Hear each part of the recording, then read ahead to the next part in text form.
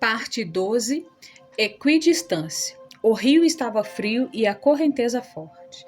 Ela se lembrou, enquanto observava a si mesma, da dor nos ombros e nos braços, do peso imobilizante deles como se estivesse usando uma armadura. Nora se lembrou de não entender como, apesar do esforço, a silhueta dos plátamos permanecia teimosamente do mesmo tamanho, assim como a margem parecia a mesma distância.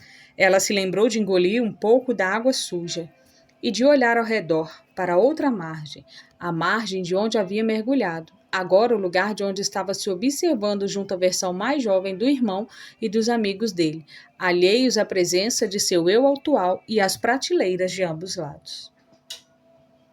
Nora se lembrou de como, em seu delírio, havia pensado na palavra equidistante, uma palavra que pertencia à segurança analítica da sala de aula. Equidistante, um tipo de palavra tão neutro, tão matemático, que se transformou em ideia fixa, se repetindo como um mantra frenético conforme ela usava o que lhe restava de força para se manter quase exatamente onde estava. Equidistante, equidistante, equidistante, não alinhava a uma margem nem a outra. Era assim que ela havia se sentido na maior parte da vida. Presa bem no meio, lutando, se debatendo, simplesmente tentando sobreviver sem saber para onde ir, nem com que caminho se comprometer sem arrependimentos. Ela olhou para a margem do outro lado, agora com a inclusão de instantes, mas ainda com a imensa silhueta de um plátano inclinado sobre a água, como um pai e uma mãe preocupados, o vento soprando em suas folhas. Mas você se comprometeu, disse a senhora Elmo, obviamente tendo ouvido os pensamentos de Nora, e sobreviveu. O sonho de outra pessoa. A vida é sempre um ato, disse a senhora Elma enquanto as duas olhavam o irmão de Nora sendo puxado para trás, à beira da água pelos amigos. E ele olhando para uma garota, cujo nome Nora já tinha esquecido fazia muito tempo, que ligava para os serviços de emergência. E você agiu quando foi preciso. Nadou até aquela margem. Conseguiu sair sozinha do rio. Quase botou os bofes para fora de tanto tossir e teve hipotermia, mas atravessou o rio. Contra todas as probabilidades, você encontrou algo dentro de si. Encontrei sim, bactérias. Fiquei doente durante várias semanas. Engoli uma quantidade muito grande daquela água suja. Mas sobreviveu. Teve esperança. É bom, a cada dia que passava eu perdi um pouco dela. Nora abaixou o olhar, vendo a grama se recolher no piso de pedra, e o ergueu a tempo de ver a última gota de água cintilar e desaparecer, e o plântano se dissolver no ar juntamente com seu irmão, os amigos dele e a versão jovem dela.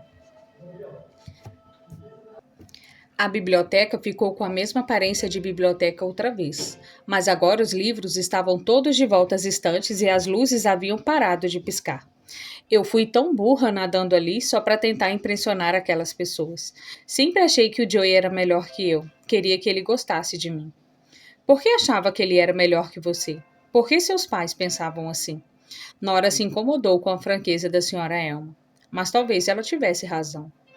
Eu sempre tive que fazer o que eles queriam que eu fizesse para conseguir impressionar os dois. Joey tinha as questões dele, obviamente, e eu não entendia aquelas questões de verdade até descobrir que ele era gay. Mas dizem que a rivalidade entre irmãos tem mais a ver com os pais que com os irmãos em si. E eu sempre tive a sensação de que meus pais simplesmente davam mais força para os sonhos dele. Como na música, quando Ravi e ele resolveram que queriam ser astros do rock, mamãe e papai compraram uma guitarra para o Joey e depois um teclado. E o que aconteceu? A parte da guitarra deu certo. Ele aprendeu a tocar Smoke on the Water na primeira semana, mas não era muito chegado a teclado e decidiu que não queria aquele trambolho no quarto.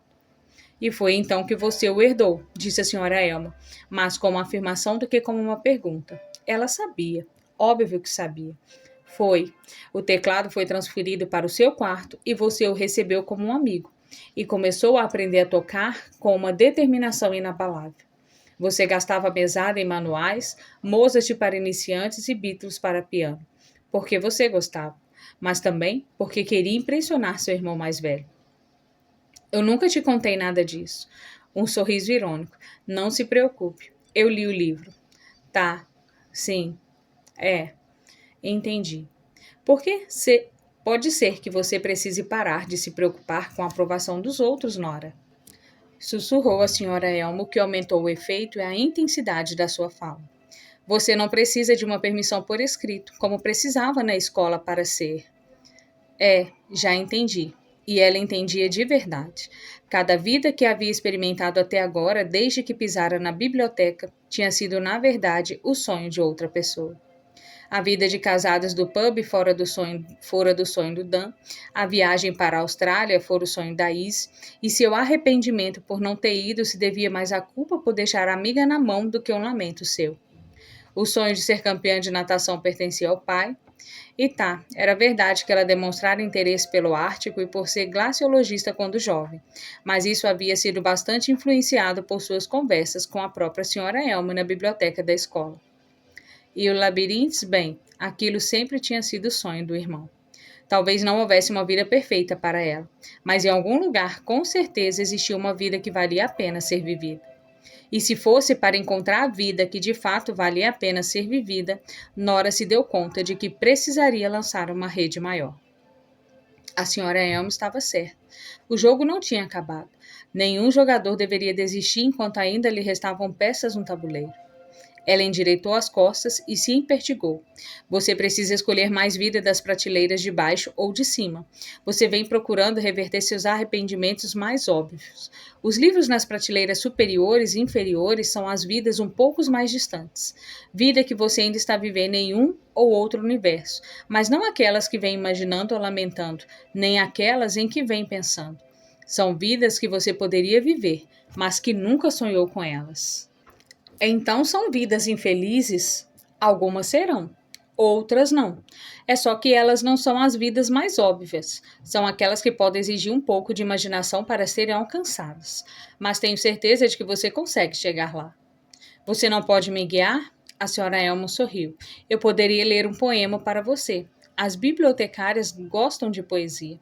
E então declamou Robert Frost. Num bosque, 2 caminhos bifurcavam. E eu fiz do menos percorrido o meu, o que fez toda a diferença. E se houver mais de 2 caminhos bifurcando no bosque?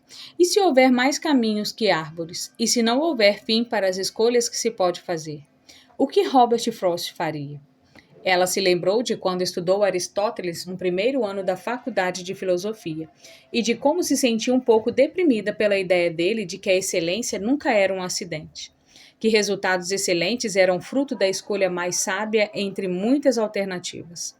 E aqui estava ela, na posição privilegiada de ser capaz de provar essas muitas alternativas. Era um atalho para a sabedoria e talvez um atalho para a felicidade também. Agora, ela encarava aquilo não como um fardo, mas como um presente a ser valorizado.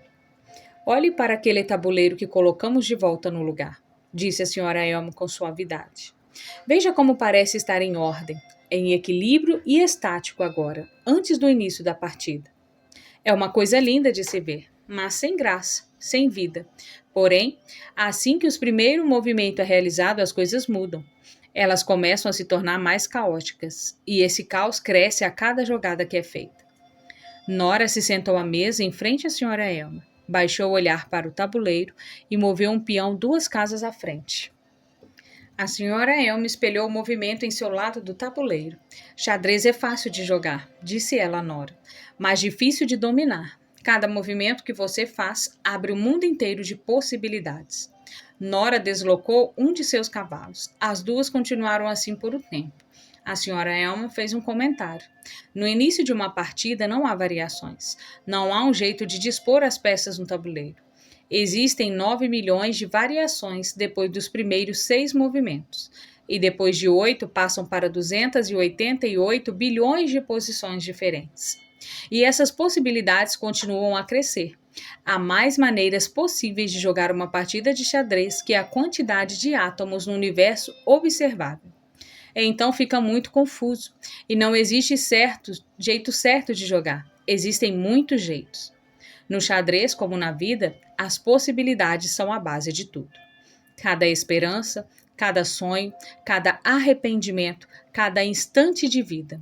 Nora acabou vencendo a partida. Ficou com a leve suspeita de que a senhora Elma havia deixado ganhar, mas ainda assim se sentia um pouco melhor. Ok, disse a senhora Elma. É hora de um livro agora, acho. O que me diz?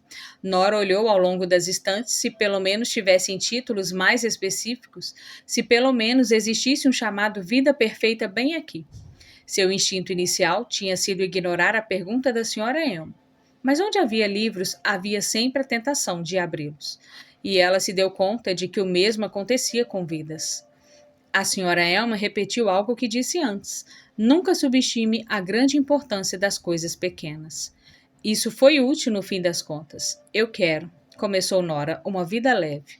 A vida onde trabalho com animais, onde escolho o trabalho no abrigo de animais, aquele onde fiz meu estágio na escola, em vez de um emprego na teoria das cordas. Vou querer essa, por favor. Uma vida leve. Acabou que foi bem fácil entrar nessa existência em particular. O sonho era bom dentro dela e Nora só acordou com o despertador às 7:15. Ela dirigiu para o trabalho num velho Hyundai caindo aos pedaços que cheirava a cachorro e biscoitos e era todo decorado com farelos. Passou pelo hospital e pelo centro esportivo até parar em um pequeno estacionamento em frente à construção moderna de um pavimento só feita de tijolo cinza onde funcionava o abrigo. Nora passou a manhã alimentando os cães e passeando com eles. A razão por ter sido bem fácil entrar nessa vida se devia, pelo menos em parte, a ter sido recebida por uma mulher afável e pé no chão, com cabelos castanhos encaracolados e sotaque de Yorkshire. A mulher Pauline avisou que Nora ia começar a trabalhar no abrigo dos cães, em vez de no dos gatos, e então ela tinha uma desculpa legítima para perguntar o que fazer e parecer confusa. Além disto, a questão de não saber o nome das pessoas foi solucionada pelo fato de todos os funcionários usarem crachá. Nora tinha passeado com uma cadela Burmastime, uma nova aquisição, pelo campo dos fundos do abrigo. Pauline lhe contou que a Burmastiff tinha sido muito maltratada pelo dono. Ela apontou para algumas cicatrizes em formato de círculo, queimaduras de cigarro. Nora queria viver um mundo onde não existisse crueldade, mas os únicos mundos que tinha à sua disposição eram mundos com seres humanos dentro. A Bull Mastiff se chamava Sally. Tinha medo de tudo, da própria sombra, dos arbustos, de outros cães, das pernas de Nora, da grama, do ar, embora obviamente tenha ido com a cara da Nora e até permitido um muito rápido carinho na barriga. Mais tarde, Nora ajudou a limpar alguma das casinhas de cachorro. Ela especulou se chamavam as casinhas porque isso soava melhor que gaiolas, o que era, na verdade, o nome mais apropriado para elas. Havia um pastor alemão de 3 pernas chamado Diesel que aparentemente estava ali fazia um tempo. Quando os dois brincaram de jogar e pegar a bolinha, Nora descobriu que os reflexos dele eram muito bons, a boca pegando a bola quase todas as vezes. Ela gostava desta vida, ou mais precisamente, gostava da versão de si nesta vida. Dava para saber o tipo de pessoa que era pelo modo como os outros a tratavam. Era uma ótima sensação. Acalentadora, edificante, ser uma boa pessoa. Sua mente parecia diferente aqui. Ela pensava muito, mas os pensamentos eram leves. A compaixão é o fundamento da moralidade, havia escrito o filósofo Arthur Schopenhauer em um de seus momentos mais brandos. Talvez fosse o fundamento da vida também. Havia um homem que trabalhava lá chamado Dylan e que levava muito jeito com os cães. Tinha mais ou menos a idade dela, talvez mais novo. Havia uma aura de bondade, gentileza e tristeza em torno dele. O cabelo era comprido no estilo surfista e dourado como o de retriever. Na hora do almoço, ele se sentou ao lado de Nora no banco que dava vista para o campo. "Qual é o menu de hoje?" perguntou ele todo doce, apontando para o pote de Nora. Sinceramente, ela não fazia ideia. Tinha encontrado a refeição já pronta pela manhã, quando abriu a porta da geladeira cheia de ímãs e calendários. Nora destampou o pote e deu de cara com um sanduíche de queijo e marmite e um pacote de batata sabor vinagre e sal. De repente, o céu ficou encoberto de nuvens escuras e o vento se intensificou. "Ai, merda", disse Nora, "vai chover." "Talvez, mas os cães ainda estão nas casinhas." "O quê?" "Os cães farejam quando vem chuva, então, em geral, vão lá para dentro quando acham que vai chover. Não é legal? Que eles consigam prever o futuro com o nariz?" "É", respondeu ela, "bem legal." Nora deu uma mordida no sanduíche de queijo e nesse momento Dylan apoiou o braço nos ombros dela. Nora teve um sobressalto. Que porra! Exclamou ela. Dylan parecia profundamente arrependido e um pouco horrorizado consigo mesmo. Foi mal? Eu machuquei seu ombro? Não, Não, tá tudo bem. Nora descobriu que Dylan era seu namorado e que eles tinham frequentado a mesma escola, Razão Dame, e que ele era 2 anos mais novo. Nora se lembrou do dia da morte do pai, quando estava na biblioteca da escola, e viu um menino loiro de uma turma 2 anos abaixo da sua, passar correndo do outro lado da janela respingada de chuva. Ou perseguindo alguém ou sendo perseguido. Tinha sido ele. Nora o havia admirado à distância, mas sem saber muito sobre ele e sem pensar muito nele, na verdade. Você está bem, Noster? Perguntou Dylan. Noster? Tô. Eu só. Tá tudo bem. Nora se sentou de novo, mas deixou um pouco mais de espaço entre os dois. Não havia nada de abertamente errado com Dylan. Ele era um doce, e ela tinha certeza de que nesta vida gostava de verdade dele. Talvez até o amasse, mas entrar numa vida não era o mesmo que entrar num sentimento. Ah, por falar nisso, você fez a reserva no Ginos? Ginos, o italiano. Nora tinha ido a esse restaurante na adolescência. Estava surpresa que ainda existisse. O quê? Ginos, a pizzaria para hoje à noite. Você disse que meio que conhece o gerente de lá. Meu pai conhecia o gerente, sim. Então, conseguiu ligar? Sim, mentiu ela, mas na verdade está lotado. Num dia de semana? Estranho. Que pena, eu amo pizza e massa. E lasanha, e certo, disse Nora. Tá, já entendi. Pois é, sei que foi estranho. Mas eles receberam os pedidos de reservas grandes. Dila já havia pegado o celular, estava ansioso. Vou tentar lá a cantina. Você sabe, o mexicano. Eles têm toneladas de opções veganas. E eu amo o mexicano. Você não. Nora não conseguiu pensar em nenhuma desculpa legítima para não fazer aquilo, tirando o fato de Dylan não ser tão bom de papo assim. E comparado com o sanduíche que comia no momento e o estado de sua geladeira, uma comida mexicana parecia uma boa pedida. Então Dylan reservou uma mesa para eles e continuaram a conversar enquanto ouvia os latidos dos cães vindo de trás. Surgiu no meio da conversa a informação de que os dois estavam pensando em morar juntos. A gente podia ver o bar da última chance, sugeriu ele. E ela não estava prestando atenção. O que você disse? Ele era tímido, Nora se deu conta. Uma negação em manter contato visual. Aquilo era encantador. Você sabe, o filme do Ryan Bailey que você queria ver. A gente assistiu ao trailer. Você disse que devia ser engraçado e eu pesquisei um pouco. Tem um índice de recomendação de 86% do Rotten Tomatoes e está na Netflix, então... Nora ficou se perguntando se Dylan acreditaria nela se contasse a ele que em uma vida ela era vocalista de uma banda pop rock de renome internacional e um ícone global que havia namorado e terminado com Ryan Bailey. Parece uma boa, disse ela olhando fixamente para o saco vazio de batatas fritas que voava pela grama esparsa. Dylan se levantou depressa para pegar o saco e jogou na lata de lixo que havia ao lado do banco. Ele se voltou e se sentou junto a Nora, sorrindo. Ela entendeu o que esta outra Nora tinha visto nele. Havia algo de puro em Dylan, como num cachorro. Por que desejar outro universo se este tem cachorros? O restaurante ficava na Keston Road, na esquina logo depois da teoria das cordas, e eles tiveram que passar em frente à loja para chegar lá. A familiaridade da coisa gerou uma sensação de estranheza. Quando se aproximou da loja, Nora viu que havia algo errado. Não se viam guitarras nem violões na vitrine. Não havia nada na vitrine, exceto uma folha de papel A4 desbotada colada do lado de dentro do vidro. Ela reconheceu a letra de Neil. Infelizmente, a teoria das cordas não pode mais funcionar neste local. Por causa de um aumento no aluguel, não conseguimos mais manter o negócio aberto. Obrigada a todos os nossos clientes fiéis. Dylan achou engraçado. Saquei o que eles fizeram aí combinando esses versos dessas músicas de Bob Dylan, do Fleetwood Mac e dos Beach Boys. Então, um instante depois, fui batizada em homenagem a Bob Dylan. Eu já tinha te contado isso? Não consigo lembrar. Você sabe, o músico, sim. Já ouviu falar de Bob Dylan? Dylan? Minha irmã mais velha se chama Suzanne, em homenagem à música de Leonard Cohen. Nora sorriu. Meus pais adoravam Leonard Cohen. Você já entrou aí alguma vez? Perguntou Dylan. Parecia uma ótima loja. Uma ou duas vezes. Imaginei que tivesse entrado, já que é toda musical. Você tocava piano, não tocava? Tocava. Teclado, um pouco. Nora notou que o aviso parecia antigo e se lembrou do que Neil tinha lhe dito. Não posso pagar você para afugentar os fregueses com essa cara de fim de semana de chuva. Bem, Neil, talvez o problema não fosse a minha cara, afinal. Os dois continuaram andando. Dylan, você acredita em universos paralelos? Ele deu de ombro. Talvez.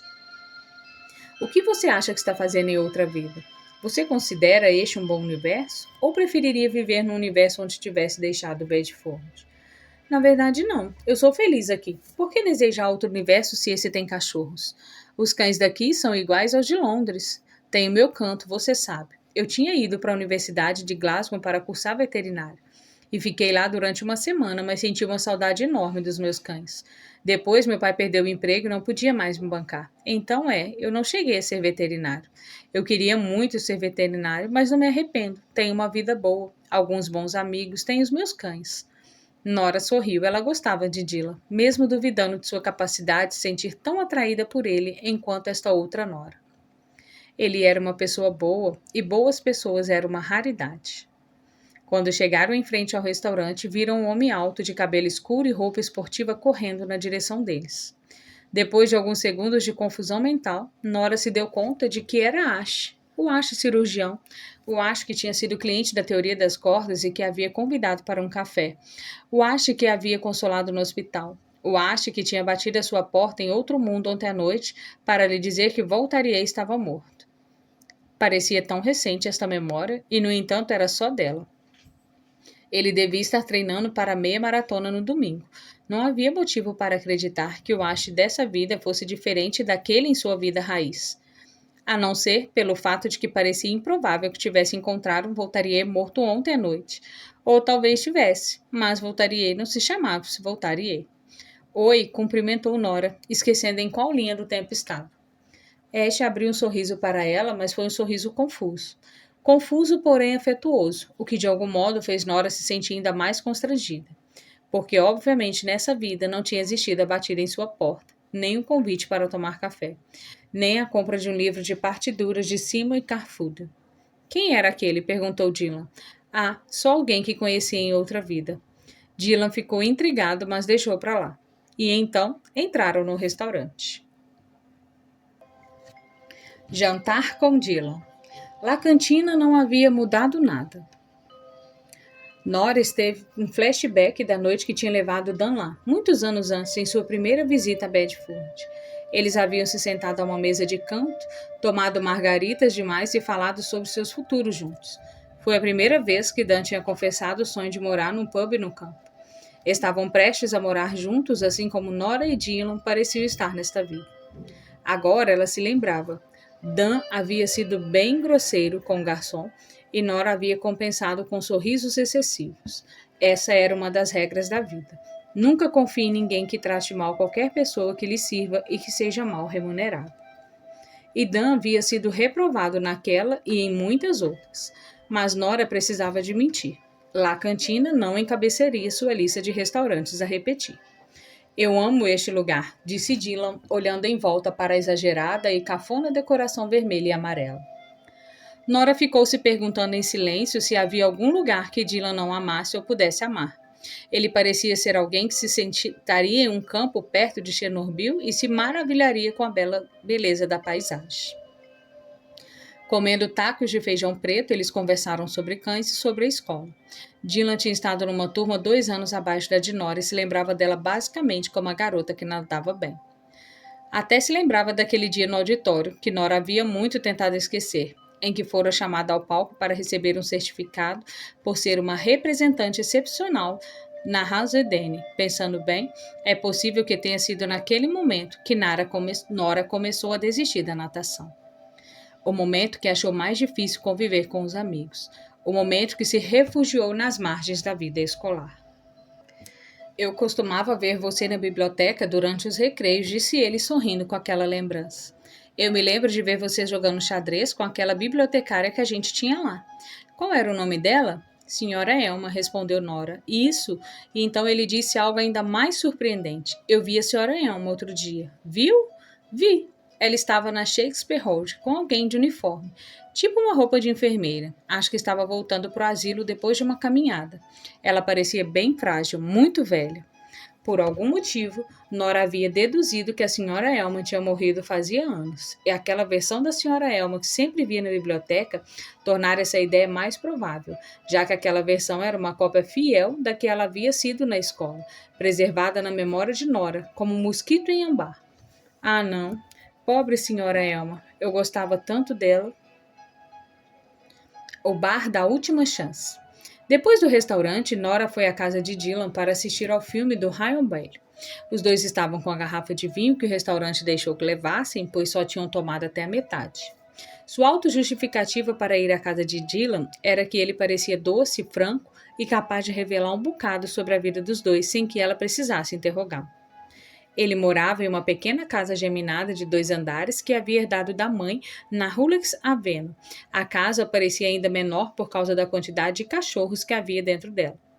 Pelo que Nora podia ver, eram 5, embora pudesse existir outros à espreita no andar de cima.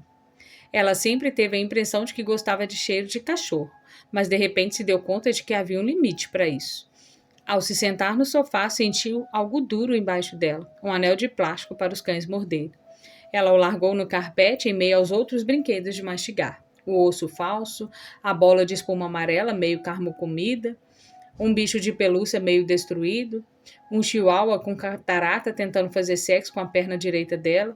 Para com isso, Pedro, disse Dylan rindo enquanto afastava a pequena criatura de Nora. Outro cão, um imenso terra-nova castanho e peludo, estava sentado ao lado de Nora no sofá, lambendo a orelha dela com uma língua do tamanho de uma pantufa, o que significou que Dylan teve de sentar no chão. Quer ficar com o sofá? Não, tô bem no chão. Nora não insistiu. Na verdade, ficou até aliviada. Assim seria possível ver o bar da última chance sem maiores constrangimentos. O Terra Nova parou de lamber a orelha dela e pousou a cabeça em seu joelho e Nora se sentiu bem. Não feliz, exatamente, mas também não deprimida. E, no entanto, enquanto via Ryan Bailey dizer para seu par romântico na tela que a vida é para ser vivida docinho, ao mesmo tempo em que era informada por Dylan de que ele estava pensando em deixar mais um cachorro dormir em sua cama. Ele chora a noite toda, quer o papai dele. Nora se deu conta de que não estava muito encantada com esta vida. E, além do mais, Dylan merecia a outra Nora, a que tinha sido capaz de se apaixonar por ele. Esta era uma nova sensação, como se ela estivesse tomado o lugar de alguém. Ao perceber que tinha uma maior tolerância ao álcool nesta vida, ela se serviu de mais vinho. Era um Zinfandel californiano de qualidade um tanto duvidosa. Ela analisou o rótulo na parte de trás da garrafa. Por alguma razão, trazia uma pequena autobiografia de uma mulher e um homem, Janine e Terence Thornton, donos da vinícola que fabricavam vinho. Ela leu a última frase. Logo que nos casamos, sonhávamos em possuir nosso próprio vinhedo. E agora realizamos esse sonho. Aqui em Drill Creek Halley, nossa vida tem um gosto tão bom como uma taça de Zinfandel. Ela acariciou a cabeça do enorme cachorro que havia lambido e sussurrou um adeus no focinho grande e quente do Terra Nova, enquanto deixava Dylan e seus cães para trás.